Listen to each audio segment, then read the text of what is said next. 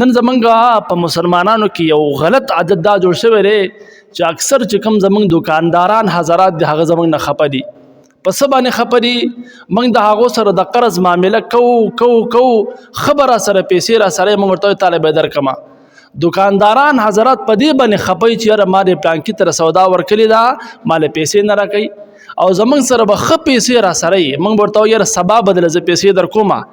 دا چې سبا موږ هغه ته ووایو واده مې ورسره وکړه تا له بیا سبا د هغې هغه پیسې ورکول پکار دي. نو موږ اکثر خلک داسې یو چې دکاندارانو سره لین دین کوو واده ورسره وکړو چې زه به په پلانکي تاریخ باندې تا له پیسې درکړم خو بیا موږ هغه واده پوره کوو نه. او ډېر پکې داسې خلک دي چې هغو سره ښه هغه څیز ورسره خو بیا هم نه ورکوي.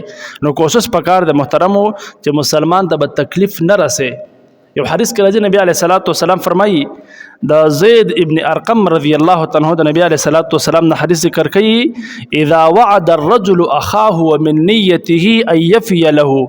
وایي که یو سړی د بل مسلمان سره واده وکړي چې یاره زه به دا پلانکې کار کومه او د ده نیت دا و چې زه به دا کار د ده سره کومه پوره کوم به یې دا واده مې ورسره کوم وکړه د وعدې پوروالی به کومه او فلم یفي د ده نیت خو ټیکو چې زه به پوره کوم او د بیا پوره نه کړه نو نبي علیه الصلاة والسلام فرمایي فلا اسم علیه وایي په ده باندې څه بیا ګناه نشته ځکه د ده نیت دا و خو داسې مراحل او داسې عذر راغله چې د هغې د وجې نه هغه واده پوره نه کړه. نو په نیت کې یو سړی دی وایي چې یاره زه د سره واده کوم خو ته به کوشش کوې چې پوره کړي که بیا د هغې باوجود هغه واده پوره نه شو او تا نیت ټیکو نو بیا هم الله رب العزت تا په دې باندې نه ګناهګاروي.